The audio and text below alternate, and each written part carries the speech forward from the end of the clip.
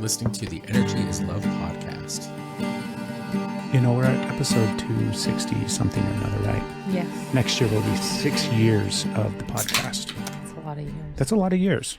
That's a lot. And I feel like we still don't have this fucking thing down. Oh, okay. I'm teasing. We should get serious about it.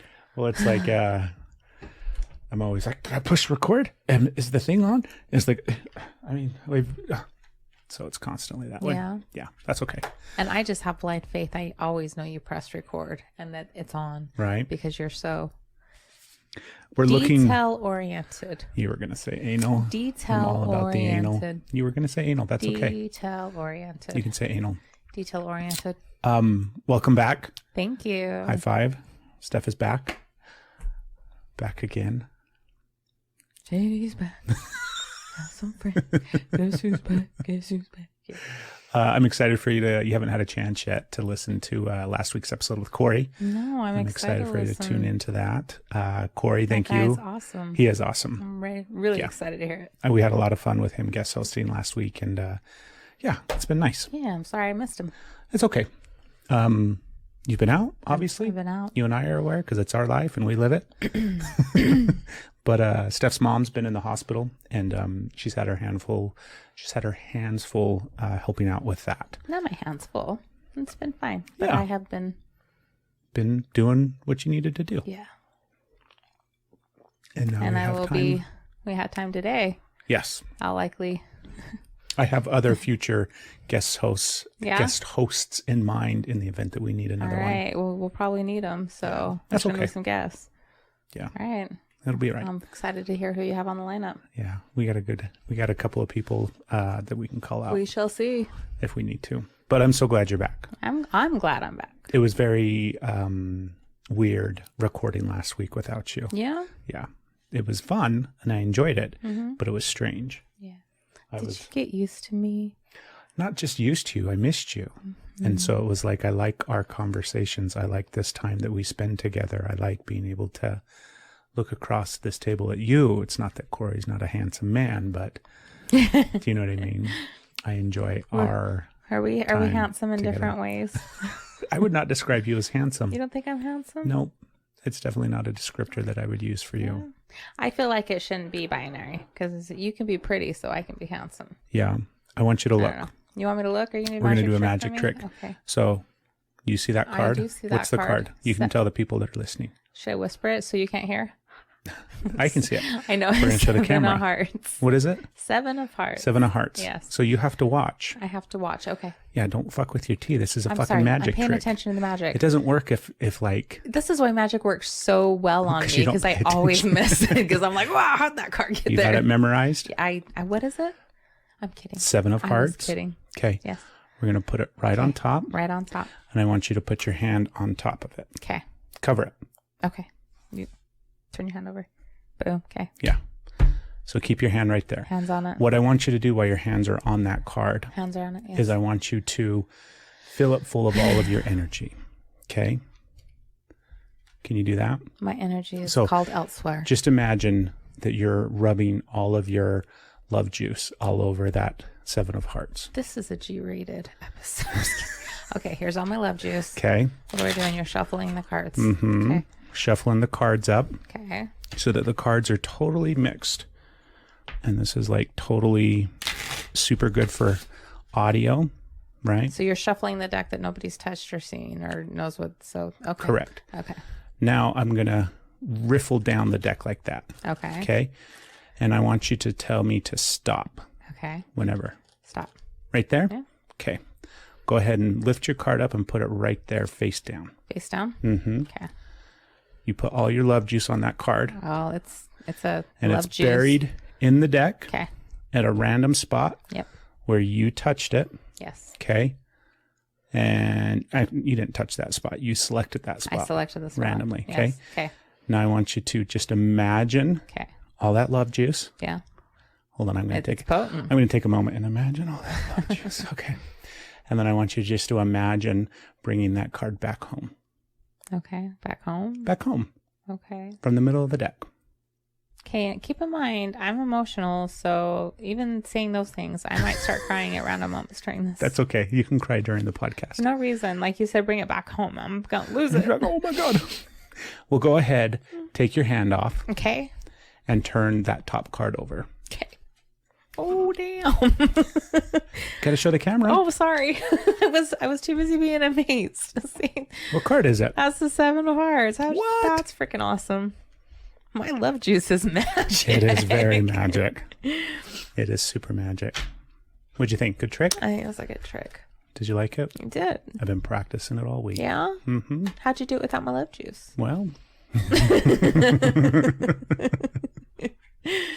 I've got so many things that I've been like waiting to tell you. Oh, okay. So many things to talk Let's about. play catch up. What do you got for me, baby? Catch up. Yeah, you got things to talk to me. So not too long ago, I'm gonna have some tea while you're talking. Yeah, I've been binging Shark Tank. Yeah. You know, I have a secret love affair with Shark Tank. I know you do. And when I found out that we can watch it on Hulu and all the seasons and all the episodes, it made me very, very, and you had very your own happy, love juice. Right? So I was watching an episode of Shark Tank.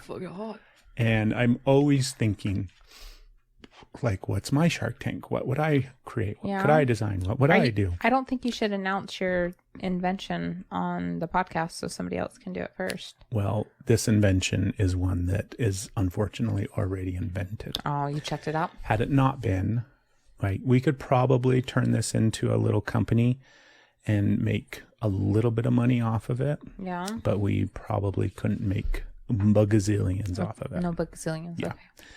Are you sure? Are you sure before you say it on here? Well, I'm not 100% sure. Well, maybe you shouldn't. This should be a private conversation. No. In between the sheets. Because this isn't something that I'm going to invest time and energy into. I'm going to wait until something really triggers and sparks me. Okay. What if this sparks me, though? Then that's great. All right. So do you remember our trampoline? Do we not have one anymore? We still have a tramp. Okay. Part of the reason why we had a tramp, or I still have a tramp, It's is because because you're a genius. I strapped it down, right? You strapped it down. The like whole a boss. system that I have to keep the tramp in place during windstorms, right? So trampoline tethers, right? Which are a thing. You can go to Amazon and you can get some tie downs for a trampoline. Okay. Right? Those are the thing. But I didn't know that. I just came up with that idea when we got our trampoline, and it's worked ever since, and it's I think great. we're the only one in this town that kept our trampoline. Right? We even lost a tree, but not our trampoline. Not the tramp. Yeah, siding on the house, ginormous tree in the front. We get some pretty bad wind. We do.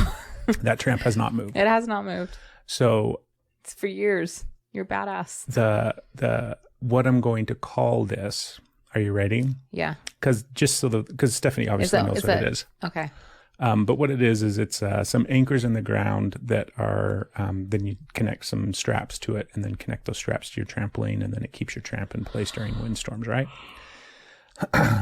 Hold on, I got to pull it up because I wrote it down. Okay. Yeah, I think I know the name you're going to say. Do you? I think so. Well, don't tell me, don't ruin it. Okay. All right, because I was thinking about this from the perspective of going on Shark Tank. Okay. So I have to, you have to have a spiel, and you have to have not just the name of your company, but you have to have like this whole presentation, right? Yes, so I I've totally saw this whole presentation play out. Show. But the name of the company is Tramp Stamp. Tramp Stamp. Oh, that's way better. Stamp your tramp. Right? Oh. Jeez. It's the Tramp Stamp. And it keeps your trampoline in place. So if you want to stamp your trampoline and keep it in place during those massive windstorms. Are you sure you don't want to just create that? That's pretty good, isn't it? That's pretty good. Like I already had the logo. Can the logo's going to be what like patents there are and what we're legally allowed to create? The logo's going to be like, the logo is going to be a tramp stamp, but it's going to have Tramp Stamp obviously in the logo, right? So it's going to look like this really shitty tramp stamp, but obviously say Tramp Stamp. I think it should be like the trampoline, like the picture of the trampoline on the side. So it's like you would, like if you were hovering above it or you kicked it up, and so right at the crevice at the bottom you put it right where the Tramp Stamp would go. What if it's like you see the trampoline, so like the top portion of a trampoline, so it's like an arch that's the rounded portion of the tramp, and then it has pants on. So, and then the Tramp Stamp is in the middle. Perfect. Right? I think so it should looks be like the tramp's bending over and you see it's Tramp Stamp. It needs to be don't say that. Oh, I got okay. I said trampoline. I think it needs to be dude jeans though. Dude jeans? Dude jeans, not lady jeans. Like dude jeans with the Tramp Stamp. Isn't it great though? That's great. I like Tramp Stamp. That's perfect. I'm pretty sure that's really. It's perfect. It's pretty great. So we have to have. Maybe we will design it. If you end up going somewhere with that, you heard it first here. Just send us some royalties. We'll take royalties. 50 cents per Tramp Stamp sold in perpetuity. There you go. So that's. I'll take that. That's a deal. That's a good deal. So there was something. We already did the work for you. There was something else. Craig, I say we. I like it. We did that. I just barely found out. Heard this idea has been here, brew, and you wrote it all out, had it, and what's the word? Created it? No, but you just like showed it to me. Begins with a P. Presented it? That's the word. I'm fucking tired. You just presented it to me, and I'm like, we already did the work. We just came up with this great idea. We're starting this business. There was something else on Shark Tank that I wanted to bring up. If you're not watching Shark Tank, then I don't know what the fuck you're doing with your life. But Lori is one of the judges on Shark Tank. She's like the... Is she a judge? Are they judges? Not judge. I think you've watched too many episodes of The Voice. What would they be called if they're not judges? I think they're sharks. Okay, she's one of the sharks. I think that's the whole point. So some guy came on to present something. Yeah. I don't remember what he was presenting. By the way, I like Lori. I do too. She's the QVC lady, if you're familiar with Shark Tank. And this guy came on and he was going through his spiel and he was basically ignoring her. And at one point she tried to make him an offer after somebody else like Mark or Mr. Wonderful or somebody had made an offer. And he kind of just ignored her and kept looking at and focusing on the men. Okay. And she called him out. Good for her. She called him out for not looking at her, for ignoring her. And then she also basically said, hey, not only are you doing this, but I think it's very misogynistic, and like just flat out called him out for being a misogynist. Freaking love her. Right? And then everybody else on the panel, mind you, because sometimes there's her and Barbara.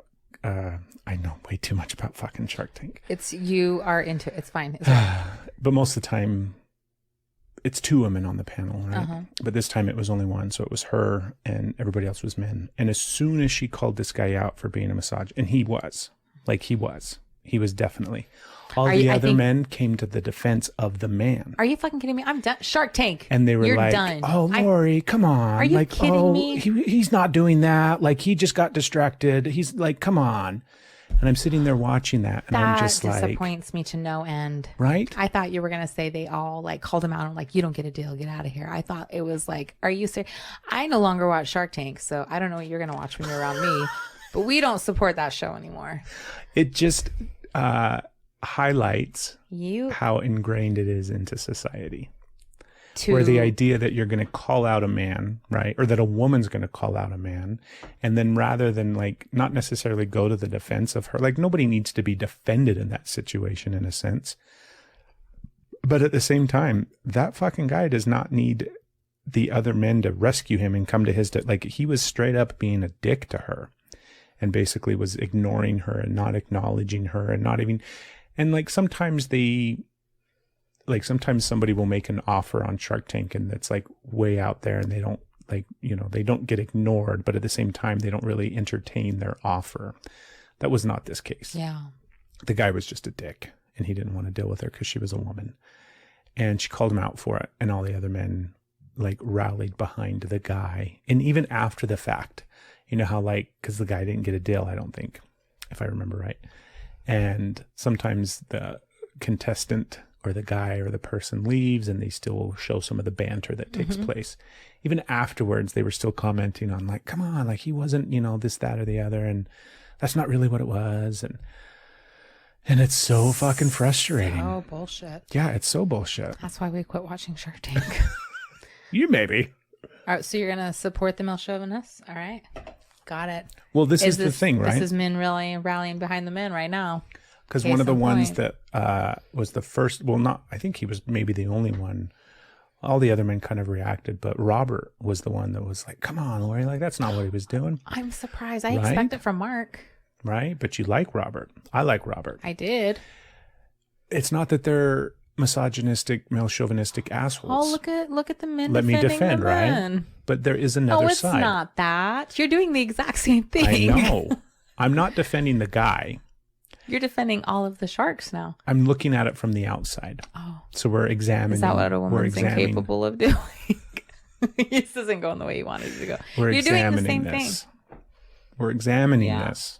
Or not. We're moving on. No, examine more. Nope. I need some more mansplaining to me so I understand why the men were the victims here. I don't know if you remember this conversation from a few days ago, cuddling and blowjobs. Oh, I think, go right into that. We can definitely get into that. No, I'm teasing. Not about cuddling and blowjobs, but wow. So frustrating, isn't it? Yep. Well, stuttered. Before you jump to not watching Shark Tank anymore. Okay. Do you remember this was several years ago, and I was on a work trip, and it stuck with me at the time, and I think I talked about it on the podcast. I know you and I talked about it. I think I know where you're going. But it was at a gym, and there were two guys that were like just your stereotypical meatheady gym guy, like muscle shirts and protein drinks and all sorts of stuff. And they were making fun of another guy. Like the three men were there talking, and these two were kind of like teasing and making fun of this third guy and talking about him in this very degrading way. Is this what it was? That's what I was thinking. Yeah. And they were also using a bunch of like pussy and derogatory feminine type terms to tease this guy. And everybody was joking about it. And I was also party to this conversation. I was involved in it in a sense where it's not like I overheard it. I was standing there kind of as all of them were talking. And I didn't say anything. Yeah. Right? It's quote unquote locker room talk, but I didn't say anything. Does that make me a bad guy? I thought no, but now that you want to keep watching Shark Tanks and you defended the guy's sharks, I think yes, it does.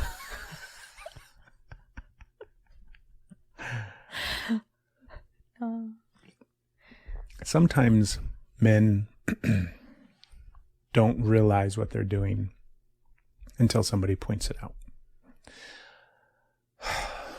Don't look at me like I'm just continuing to dig myself this deeper and deeper hole. Sometimes you just surprise me. It's usually good surprises, and sometimes I'm not defending them. Okay. I'm just looking at like they don't know any better. He didn't know any better. He didn't know what he was doing. What's happening? So the idea okay that they're going to call Lori out yes. for basically outing that guy. Yes. That is something that's ingrained in our culture. Yes. And that's a problem. That is a problem. Okay. But if you, especially grown-ass 50, 60-year-old men, right? Yeah. All of those men are from previous generations.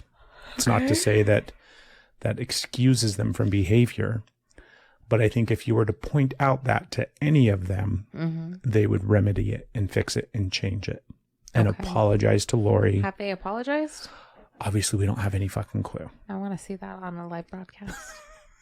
Right. When I'm on Shark Tank, I want a public apology to Lori. I'm going to walk out there, and before we sell the Tramp Stamp, I'm going to say, hey, before I go with my pitch, I want to bring your attention to this episode from season 11.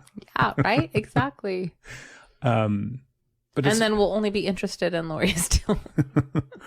Yeah, so like, don't they get the benefit of the doubt of being able to correct that behavior? Or do we all just have to be right the first time and know better immediately without ever being told? All right. You fucking came around that one, didn't you? All right. Fair. One day, if it happens again, then it's repetitive behavior. And then we're done with Shark Tank. I've seen men on there before that talk down to those women. Yeah. Mm-hmm. So Shark Tank's a problem. Well, it's Shark Tank's back off the market. They also do a lot of good things with Shark Tank. How are they contributing to society? Tell me what the good things they're doing with Shark Tank. Well, they're helping people's dreams come true. On next week's episode. No, it's just funny. Obviously, it's what I'm into, and it stood out. And I think Tramp Stamp's a great idea. I think it'll go well with it. Never mind. I'm done. So the other show that I've been watching is Dopesick. Okay. I haven't seen that. We talked a little bit about this today. Yeah, you talked to me about it, but I haven't seen it. So I get to just be over here and follow along. And learn, right? I get to learn. So Dopesick's a new series on Hulu. Actually, I don't know if it's on Hulu or on FX. I get those confused because they're the same basically. But starring Michael Keaton, and it's telling the story of OxyContin and the rollout and the company responsible for it and the fallout from it and everything that went on and just the nightmare that existed because of this drug. And before we recorded, because you and I were talking about this earlier, there basically isn't a difference between OxyContin and oxycodone, and they're both Purdue. Are you sure? Pharma. Yeah. So the difference. Did you look it up? Yeah, you don't have to go down the rabbit hole. I already did. So the difference is OxyContin is the brand name for oxycodone. So what Purdue did was they took oxycodone and made it OxyContin and threw that time lapse label on it to where it was supposed to slowly take place over 12 hours so that you couldn't get addicted to it. But it's basically the same drug. Fuckers. So, little side note. But this is the thing that I want to talk to you about. Fuckers. Because I told you how they basically created a new disease, a new thing for this drug, right? They didn't solve a problem. They created the drug and then created the problem, yes, right? So the problem is treating pain, right? Chronic pain, long-term pain. These poor people that suffer every day, what do you do with all of this pain? We have this amazing drug, right? And it's like less than 1% of people get addicted to it, and it's less addictive than any other opiate. And like if you're not taking more than 60 milligrams of it, you can just stop without any withdrawals. You don't have to like taper off. You can just stop. They just fed everybody copious amounts of fucking bullshit lies. One of the things that they did in order to like market it and in order to get it into hospitals and doctors and everything like that, right?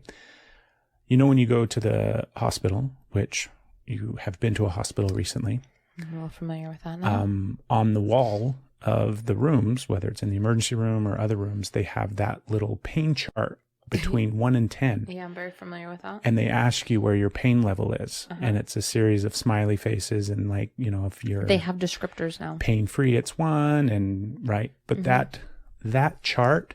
Came from OxyContin? Came from Purdue Pharma. Wow. So they introduced that concept and idea, and they made pain the 5th vital sign. So obviously it's like your oxygen levels, your blood pressure, your O2. There was basically 4 vital signs that were like obviously things to check and important, and we need that information. They made pain the 5th vital sign, and they introduced that chart and that dynamic in order to sell their fucking product. So when you go to the hospital and you go to the ER, and the doctor asks you what's your pain level, that is something that pharmacy or that company, that drug manufacturer created in order to sell their fucking drug.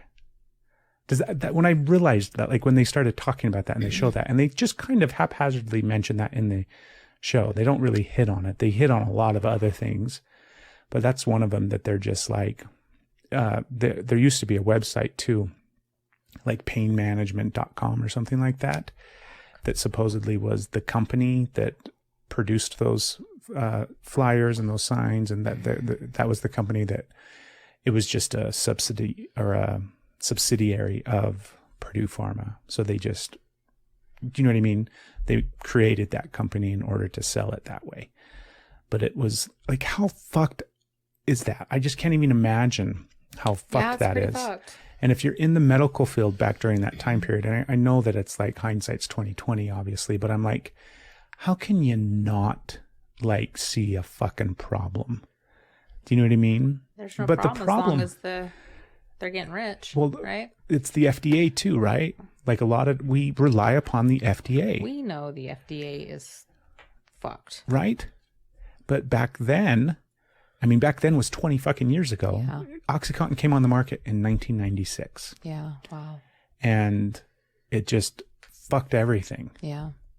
It's amazing. So it's a really good series. I'm obviously probably going to talk a lot more about it down the road because I'm going to be getting a lot more information about it from this television show and from Shark Tank. I'm just going to have to learn through you because I don't think it's what I'm going to watch. Yeah, it's pretty fascinating.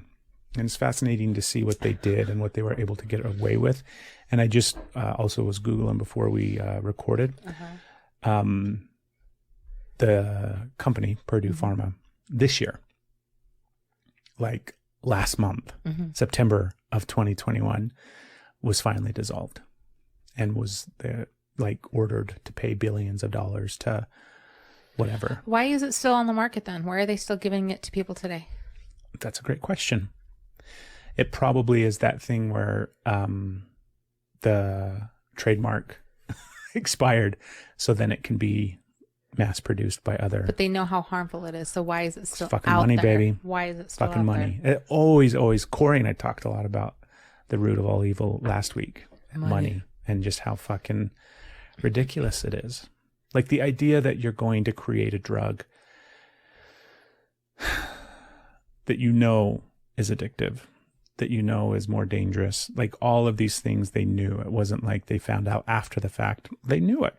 And they made it only so that they could get more money. Yeah. I mean, I like money. But if suddenly our tramp stamp starts hurting people, yeah, right?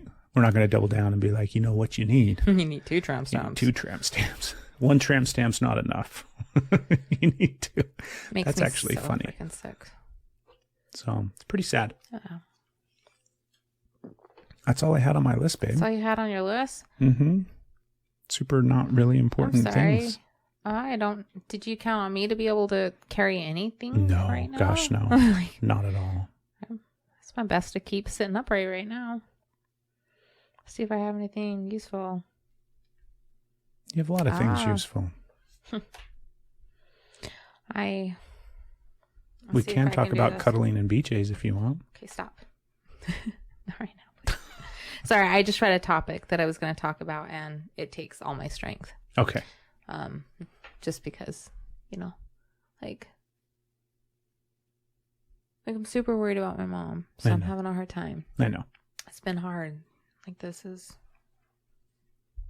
an incredibly hard time, and it's not like hard to be there for. That's what I'm saying. It's just it's emotionally draining. It's a roller coaster. It's just scary right now. It's just scary.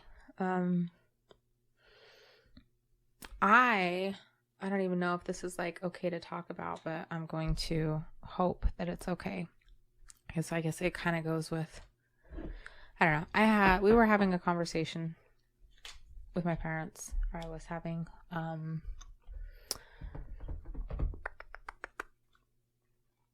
don't know, a couple of weeks ago. I think I saw my mom 2 days before. So it was like 2 days before she went in the hospital. Mm-hmm. And he was talking about PTSD and how, because he doesn't really go to the VA anymore. There's still stuff he has to do through the VA. You're talking about your dad, right? My dad, yeah. Because there's whatever stupid laws about him still having to go to do things, but there's things he doesn't have to. And we try to use the VA as little as possible because the VA is not good to veterans. They treat them, it's horrible. It's like anybody that has to go to the VA knows that it's your best interest is definitely not a priority for them. Yeah. But like everybody's trying to make improvements in life and trying to get PTSD recognized and treated, and just like the stigma off of it. The stigma is completely not off of it. He was saying that you can just go to the VA. There was something about, now I don't know, because none of this is fact checked. Okay, this was just a conversation. Mm-hmm. And they give you money if you say you have PTSD, so it's like they're paying out as a like a consolation or disability or something, so you get paid out. And he's like, and the people are just going insane. They don't have it. And that's fraud. And he's like, how was he putting it? He was like, it took me a minute to like really realize. And I said, how did I word it? How did it come up? I can't remember. A lot's happened since this conversation. Anyways, it came out that I said, I think you have PTSD. And he was like, I've only had one nightmare. And he's like, right. So he's had one nightmare where it was a flashback and it wasn't a nightmare. And so he's like, it just like knocked him off. It was like a punch in the gut. It was like, I looked at him and said, you are broken and you are wrong. Mm-hmm. You are damaged and you are incapacitated. You are crazy. It's like all the things of the stigma. It's like he just had that come from me and like that crushed him. And I was like, it's not that. It's not just flashbacks. It's not just flashbacks and nightmares. It's like, and I said, you cannot, like everything that you've seen, Dad, everything that you have been through and that you are still going through, there's no way. And I didn't get into like any kind of behaviors or like, you didn't point out all the signs. I didn't put out the signs. I went compassionate and I was like, there's no way you don't have it because of everything you've seen. For those of you that don't know Stephanie's dad, he's a longtime firefighter. And he was in the Vietnam War. He was in the Vietnam War. He was a cop, and he's a longtime firefighter that is like responds to all the accidents, responds to all. So he's seen some stuff. Yeah. He's seen some like crazy. I mean, I know some of the things that he has seen, and just hearing about it is like, oh my God, Mm-hmm. I can't imagine some of the scenes that he stumbled on.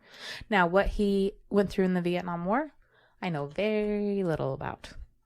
I know what his position was. I know how many tours he's done. I know very little about. He does not talk about it.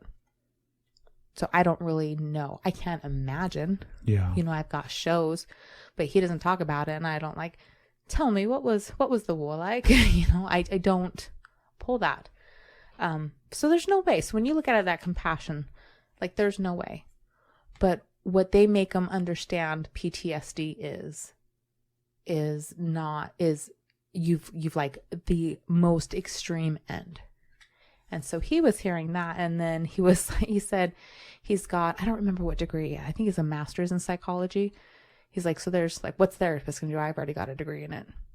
And I giggled, but I wasn't like, ha ha ha. It was just like, okay, And then another truth came out. So first of all, he's like, he's not trusting. And where it came is he says, I grew up poor and I've seen caseworkers do more harm with welfare kids than they ever did good.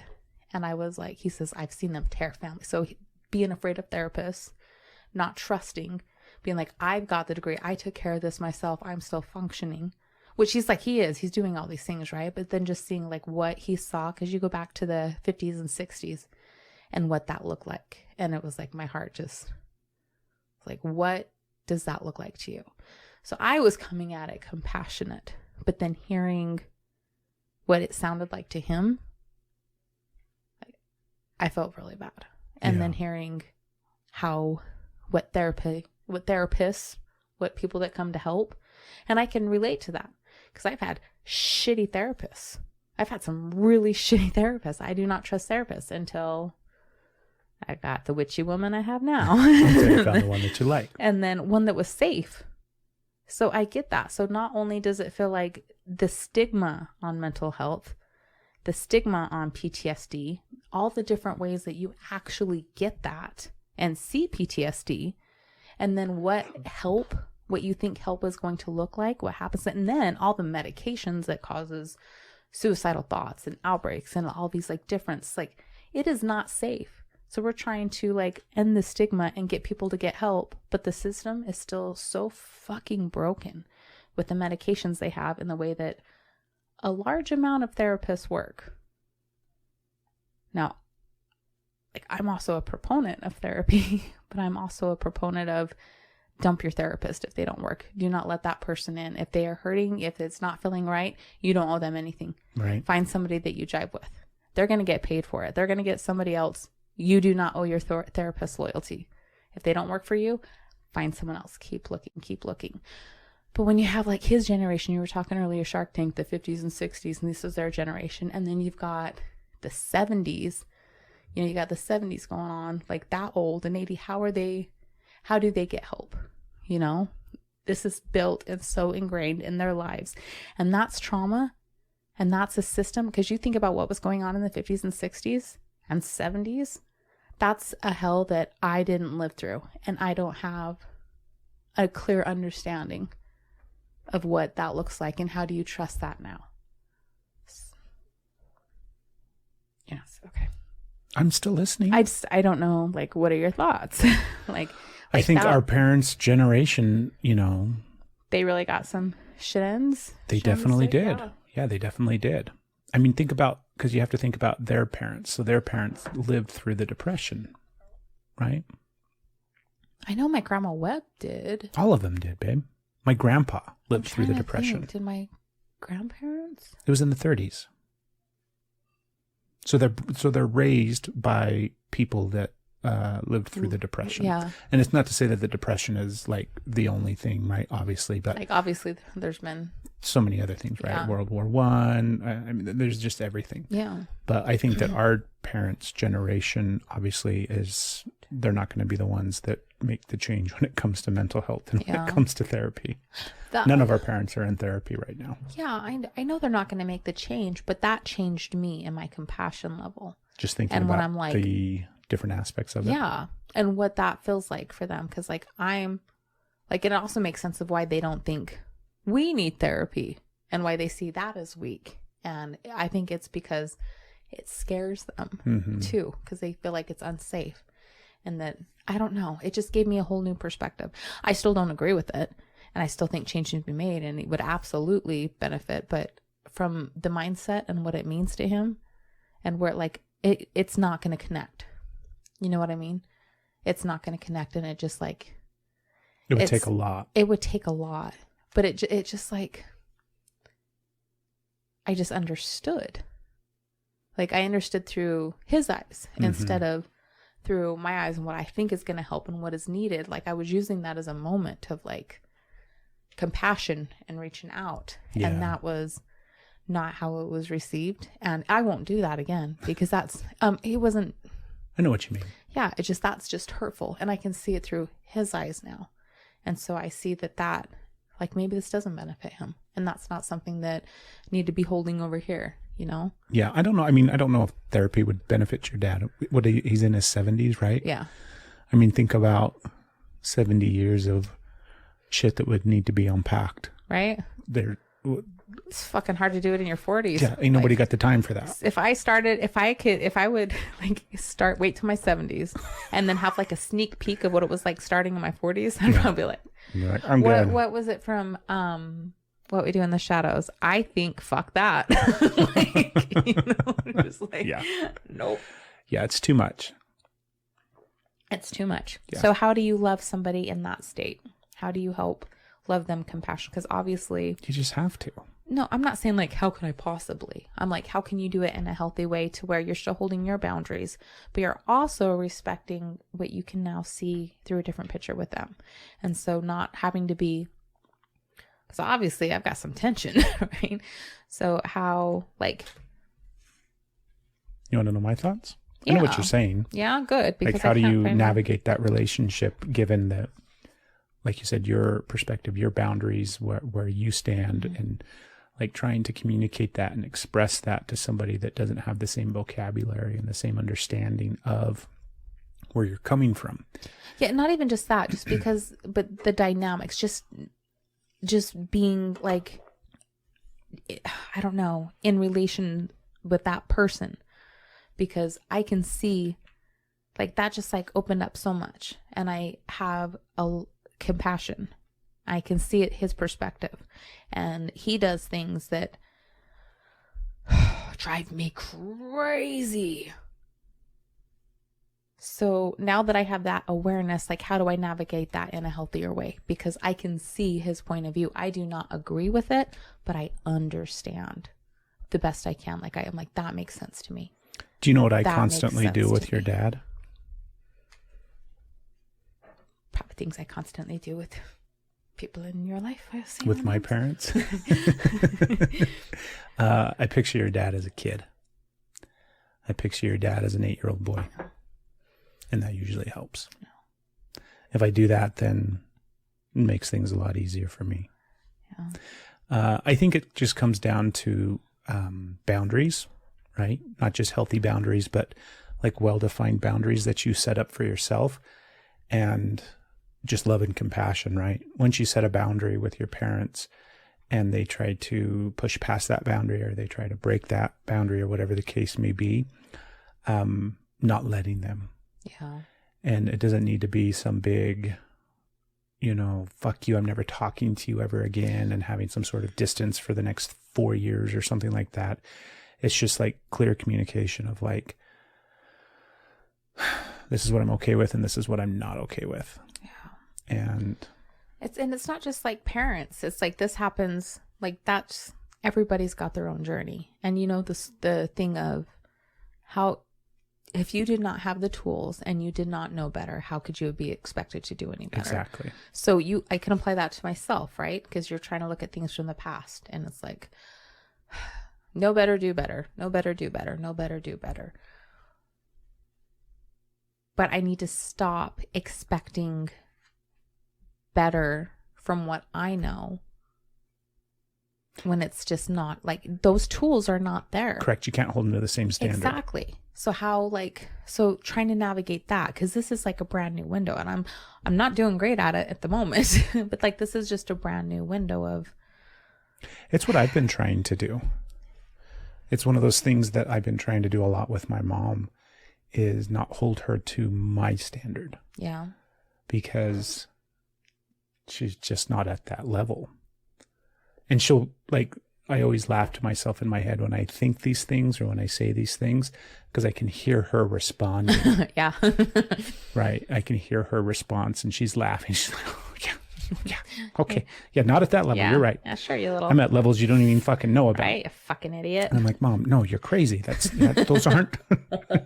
You're not at. That's not safe to eat. It is not good for 5 years.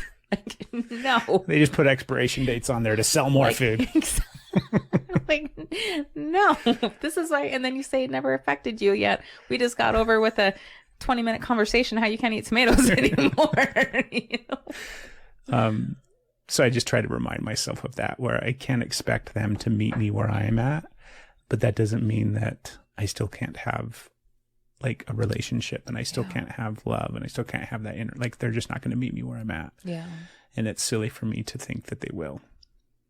How can you still be helpful for that person when there are things that they will not see, and that's okay? Like, it's okay that they don't see those things. It's okay that they don't see past a certain point, right? Yeah. That's okay. But how can you still be helpful in their space instead of just... What are you trying to be helpful with, though? I don't know. Is it a matter of being in their space? Okay, we can say in their space, but also, like, you can't... I feel like when you recognize that much pain in somebody, I don't know how to just... Let it go? Let that go. So and not easy. Want to, like... So there's nothing you can do about it. Well, I know there's nothing I can do. You're not giving me the response I want. I want an answer. I don't want you to tell me there's nothing I can do. I think that's the answer. I know that's not the answer I want. So try again. Because that's what you're asking. How do you help somebody? Yeah. Can't come up with an answer when there's nothing that you can do to help them. Yeah. So what do I do? Just love them. I will check back with you later when you have a better answer. That's the answer, though. I don't like that answer. Because you can't. Obviously, we know you can't change a person. You can't you can't take the way that you see something and like deposit that into their brain. Yeah, I accept that. So then accept that there's some things you can't help them with. But now that I have that information, you can't give it to them. I know I can't give it to them. I'm not saying that. I know I tried to give it, and I think I learned something about him. Like, he opened a curtain that I had never seen before, and it allowed all this compassion. So I know I can't make him see. I'm not going to try and go around opening curtains in his room. Right. I'm not going to try and do that. But the room that he's in, how can I help in that space? So every time that he comes out of that room into the space that you're in with the well-defined boundaries that you've set up for your life, when he shows up there, you just accept and love. That's a better answer. I'll accept that one. I remembered something else I wanted to talk to you about. What's that? It was on an episode of Rogan, and lately I've been feeling like this podcast is a recap of Rogan episodes, but it's not. Obviously, we talk about a lot of other stuff, but he has wonderful people on and amazing topics sometimes, and just really fascinating conversations that spark a lot of thought in my head. But he had a guy recently that came on that wrote a book about the homeless situation, and he focused specifically, because the guy is from California, so it's the homeless situation that's going on in California and all the different aspects of it and how terrible it is. And, you know, not just in LA, but also like in San Francisco. Did you know, like in San Francisco, they don't stop you if you shoplift? Like you can steal up to $930 and you won't be stopped or charged or arrested or anything. I did not know that, and I don't know if that's fact. I feel like that's it is. So it's a not law. a thing here. So it's my a law brain can't even that San wrap around Francisco put into place in 2014. So I'm sure you've seen, I don't know if you have seen them, but there's videos of people just walking into Walgreens, stealing whatever the fuck they want and walking out, and nobody stops them. Anyways, I have a question to pose. I can think of his flashbacks from asset protection at Walmart and all those calls. And I'm like, oh my God. Yeah, Walmart stopped doing that too. Did they? Yeah, they stopped trying to detain, I think. Anyways, when I want you to describe to me the image that is created in your mind when you think of, when you hear the word homeless, or that you hear that somebody is homeless, or the homeless. Okay. What is that picture? Like, try to be as truthful as you can. Okay. I'm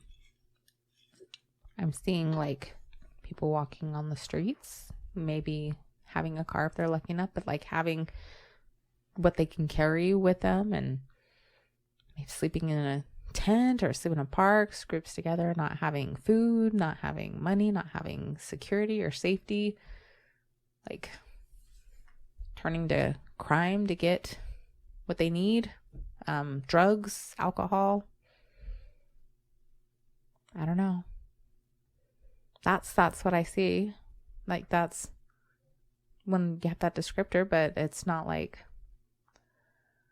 I think I also get scared, you know, not like, oh, I'm afraid they're going to do something sometimes, because I've had weird experiences, but it's like, it's scary because like, how does that happen so easy? So it's not, what do you mean? Homelessness? Yeah. You think that happens easily? I think it happens so easy. I think it's a bad turn of events that just like snowballs. It's so easy. It's one thing going wrong that, like, there's been times it's like, how do you make these bills? How do you make these bills? And it's like, I can see how that could happen. So it's scary. And it's like, it's not fair. And I think it's bullshit. And I get very angry at, like, no loitering allowed, or if somebody's trying to get money. No loitering? What's the word? No, you said it correctly, but it was funny. It sounded like noodle something. Noodle something? Noodle loitering. But you get like when no people are panhandling. Yeah, when like they're that. trying to earn money, and if that's like, and they're like, well, go get a job. Mm-hmm. There's so much discrimination. You can't walk into a place when you have dirty clothes and you haven't had a shower, and it doesn't matter like how qualified for the job you are. When you walk in, they're not going to hire you. So like, for the people that are on their high horse, just go get a job. You don't have to, like, I think, you know, fuck off. You know, you go be them for a day and try and get a job and see how that works. So my heart goes out, and it's scary when it's cold, and it's scary when it's hot, and I don't care if people are lying when they panhandle or not. So I think I've hit as many, like, I've hit a lot of points. I think I was descriptive enough. I don't know where we're going, but you're okay. There's not some like trick thing, right? I'm not trying to set you up. It's always a trick thing with you. It's not. But that's why I try to cover all the bases. And like, okay. It's not always a trick thing with me. All right, devil's advocate. Speaking of, do you want to see another magic trick? No, I want to get with this where you're going. What's San Francisco doing better? San Francisco ain't doing shit Oh, I better. thought you were going to say it was No. going to... Oh, I thought There this was is going to be a no- positive. No, there is no solution right now. And everything that California is doing is not fixing anything or solving anything. Granted, I was in San Francisco earlier this year, but Yeah. it was just briefly. I have been down to like the LA area. Same thing up north, like in Portland and Seattle and things like that. And there is, we saw it when we were in Reno, where there were, people, Oh, yeah. some tents and some more homeless people Yeah. there. Reno got a little sketchy a little bit. Yeah, There was Reno is bit. a little sketchy. Yeah. Right? We can thank Johnny Cash for that. But this is going to be, because this is a big topic and it's a big, huge, broad thing. And I'm going to specifically speak to some stereotypes as well as like, obviously you and I aren't scientists. We're not researchers. We're just, us on this podcast. Okay. But this guy talked about a lot of stuff. That was a long podcast. You should go listen to it. But one of the things that they talked about a lot of things. But some of the stuff that stood out to me was how the homeless, and that word homeless itself is such a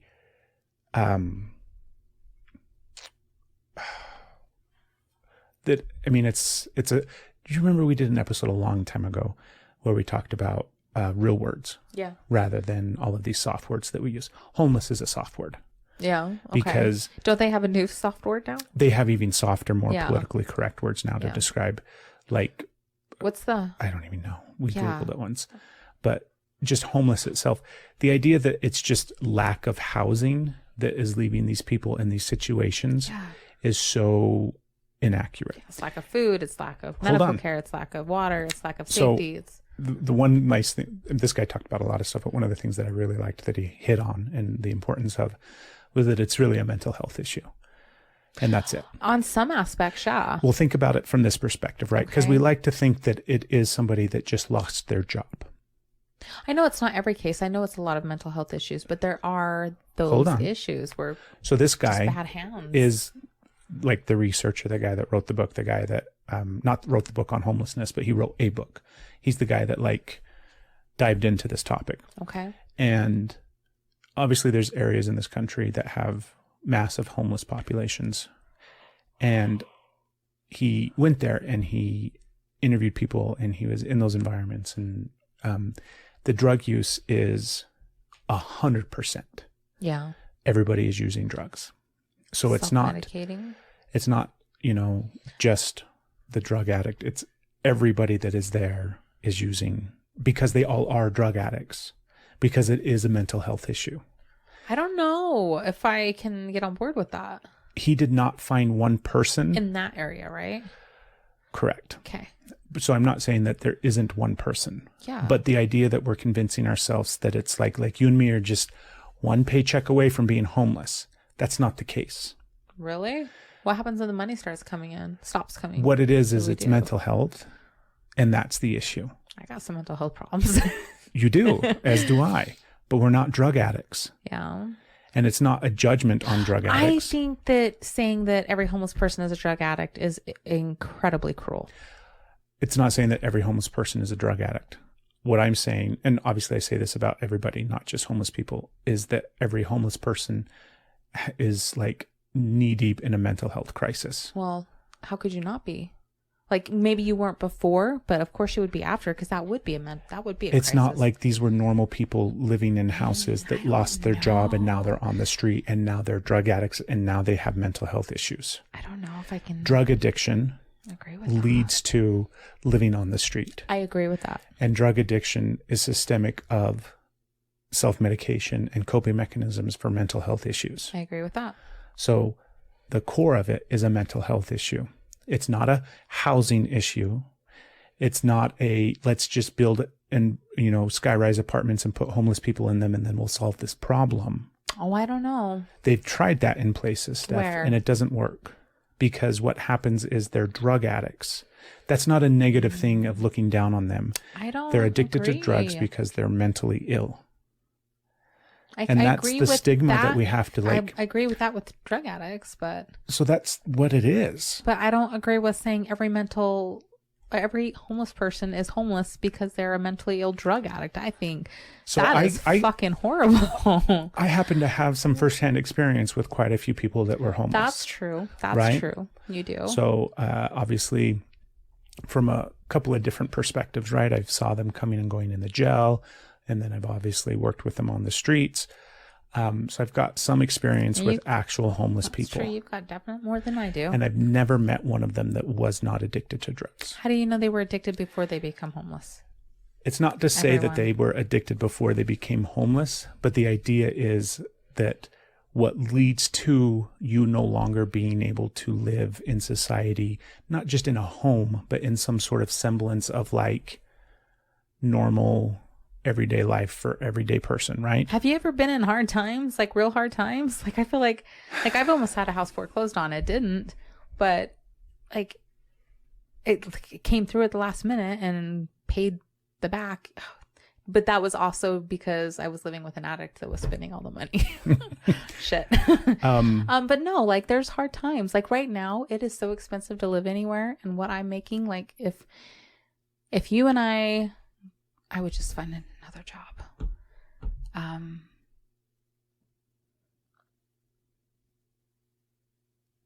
I don't know that I believe what you're saying, and I know that it's an aspect, but for this person to say, because I know you're not saying it, you're going off of what this person said, that this is 100% the problem. It's not to say that it's the problem. Who is this rich fucker that is looking down his nose, everything, and thinking he's got it all figured out? You know what's really funny is he's some rich, super woke he lives in San Francisco. Yeah. So I had to like take some of his stuff with a grain of salt. But at the same time, he's not saying that it's a drug issue. He's saying it's a mental health issue. So his solution and his fix is mental health. I think, okay, well, how do you treat drug addiction? I'll get behind mental health. Right. We don't treat, like, how asinine would it be to treat drug addiction with housing? Okay, I see your point. Oh, you're addicted to heroin or OxyContin. Let's give you a house. And you have destroyed your life to the point where nobody, like your family, will not let you sleep in the basement or on the couch because you steal everything from them to support your drug habit. You lost your job. You lost your car. You lost your apartment. Everything in your life is gone because you are addicted to some drug. Yeah. And you end up sleeping on the street or in homeless shelters or in tents under freeway overpasses because everything has gotten to that point because you're addicted to drugs. Okay. That person is still going to be a drug addict if we put them in a house. That's true. Or if we put them in an apartment. That's true. So the solution is not housing. It's mental health. It's mental health. Okay. That is for that portion. But there are people, I believe, like we're not going to see eye to eye. How many out of 1,000? I don't know, Craig. One? Even if it's one, okay. So we'll say it's one. That one still fucking matters. I'm not saying they don't. So, but I think it's less than that. I mean, more than that. But things just sometimes, like, it's hard. It's hard out there. It's hard. One of the other poverty is more common than not. It's not to say poverty. Yes, poverty is more common, right? There's more poor people in this country, in this world, than there are wealthy people, right? That's definitely the case. Yes. And it's a bad turn. It's like, I feel like so many people are one bad turn away from a really shitty situation that people gonna look down their nose and be like, well, you're just. So that's what he was talking about. I don't agree. Was it's the same thing where once we see things in a different light, then we can actually do something about it. And this idea that we're one step away from being homeless if we just lose our job is such and you can think whatever you want, and I'm not judging you. But it's so like, right? If you walk away from anything on this podcast, it's that Stephanie and I can think what we want. It's fucking foolish to keep looking at it that way because it is not looking at the real issue. Yeah. So it's like trying to be like, we have to have compassion for these people and all of the, and it's not to say that we don't. I'm not saying we, need to cut them off and don't have compassion for them. But housing isn't going to fucking fix it. More homeless shelters isn't going to fucking fix it. Feeding drug addicts isn't going to fucking fix their drug addiction. So what if they're a drug addict? Like, right? I obviously have issues with addicts. Okay. But why can't, like, that doesn't mean they don't deserve food and a place to sleep. I'm not saying that. I'm saying those things aren't going to fix anything. Okay. Those things are less than Band-Aids. Okay. They're not even temporary solutions to the greater fucking problem. Okay. They're like pissing into the fucking wind. Okay. Right? You're not doing it. I'm not saying you specifically, right? I'm just talking about society. We aren't doing dick to solve this problem. That's true. And the idea that we're going to solve it with homeless shelters or subsidized housing or shipping containers that we convert into fucking subsidized housing is a wonderful thing. I'm not talking about subsidized housing is a wonderful thing. That's not what I'm talking about. And I used the wrong terminology. Okay. So scratch that. Erase, edit, cut. But what we're doing isn't working. And it's because I don't think we're really looking at the problem. And it's not to say that drugs are the problem, because you know me, I want to legalize all drugs. I don't think drugs are the problem. I think mental health is the problem. I think mental health is the problem. And I think it's more than that. I think it's incredibly challenging wages. I think it's unfair wages. I think there's a big issue. Shitty healthcare. I think it's unfair taxing. And I think that it's a lot more than that drive people fucking crazy. And then they're like, oh, I think it's a hell of a lot more than mental health. Like it's less of a drug problem than it is a mental health problem. And it's a mental health problem and it's a societal problem. So you know how I go like to the extreme. No. And like all of those things that you talked about, I think are a mental health problem.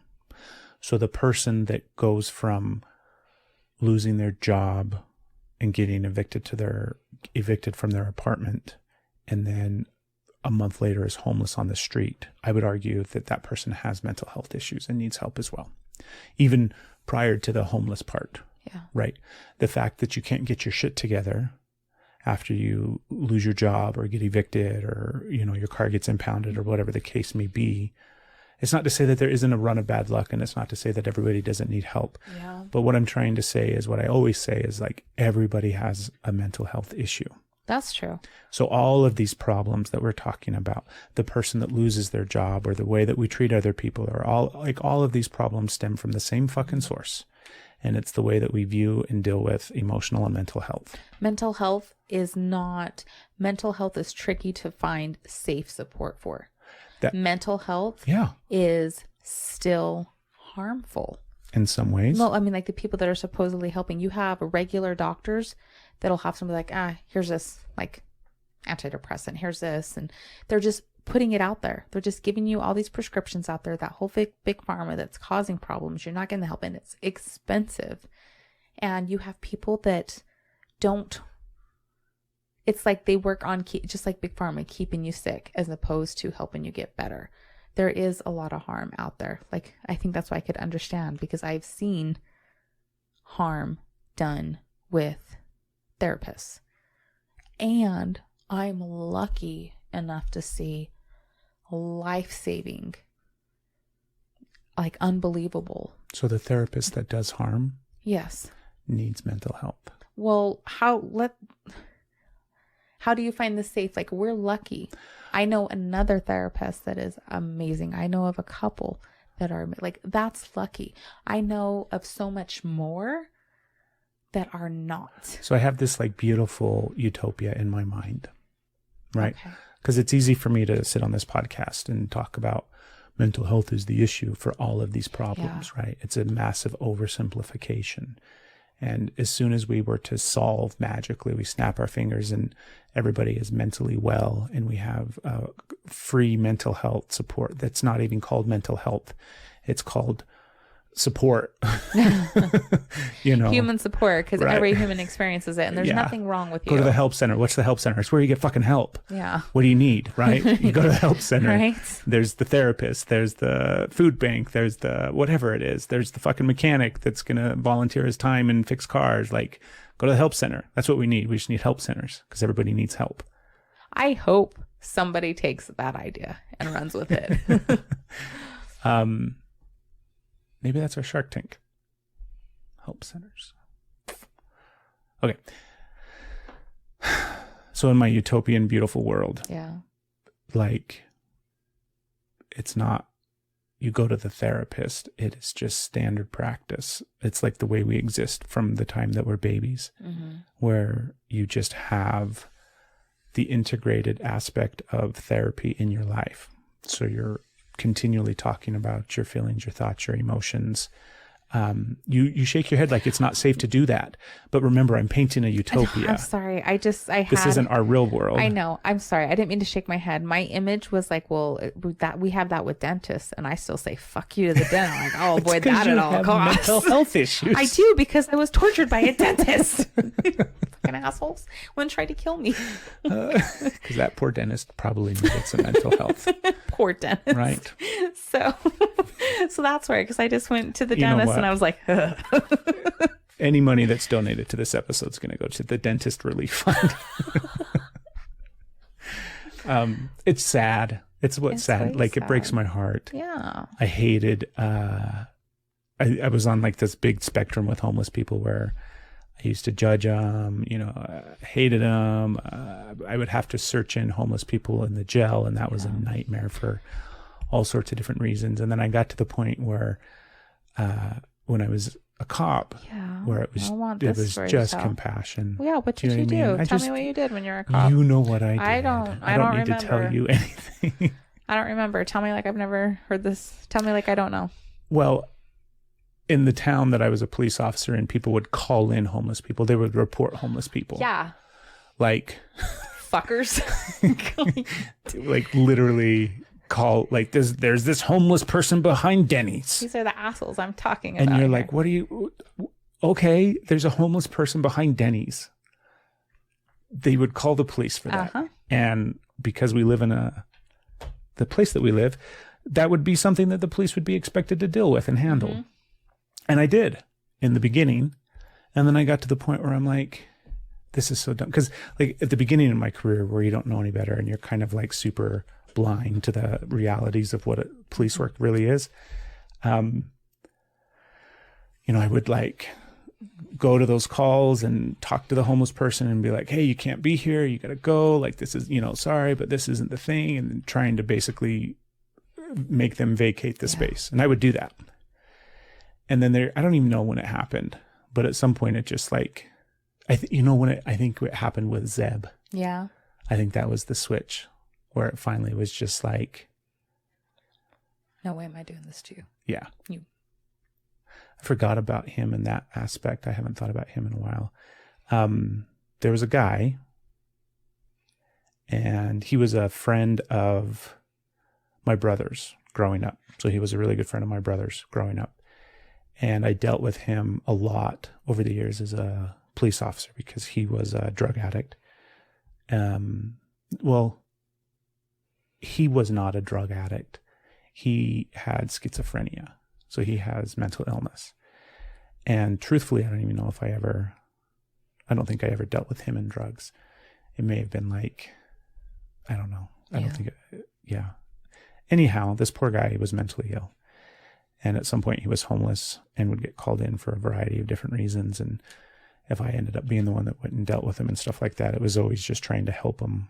And I would like give him water. And yes, I would kind of get him from the area, but it wasn't because of somebody that called it in. It was just wanting to help the guy.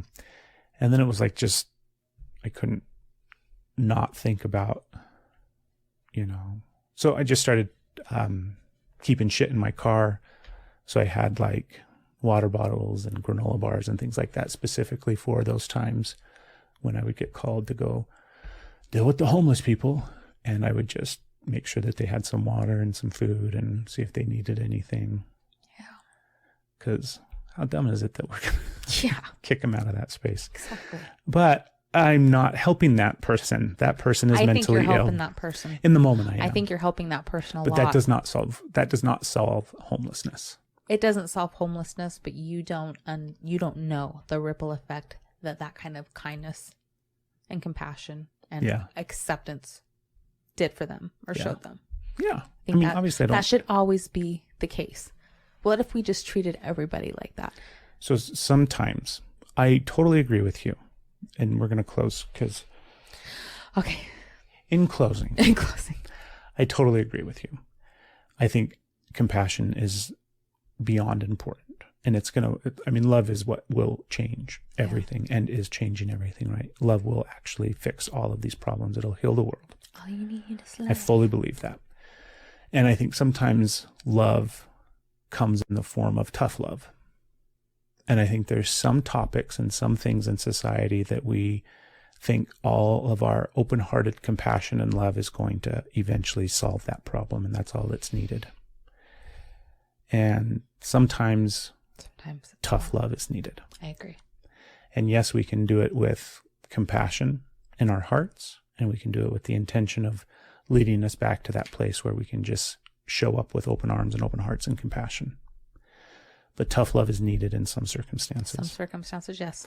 And I think I agree. That's the shift and change that needs to be taken with homelessness. Yeah. We've been trying to treat it from this compassionate, loving place. I don't think people I don't think that's the case.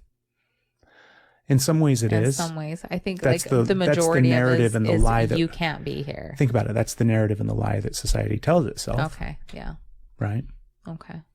Homeless shelters, food banks, needle exchanges, collecting blankets for the homeless. Okay.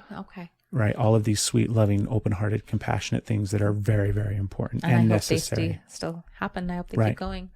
And then it's like, Karen, you bring another fucking blanket. Like, why don't we actually change this fucking problem? Yeah. Right?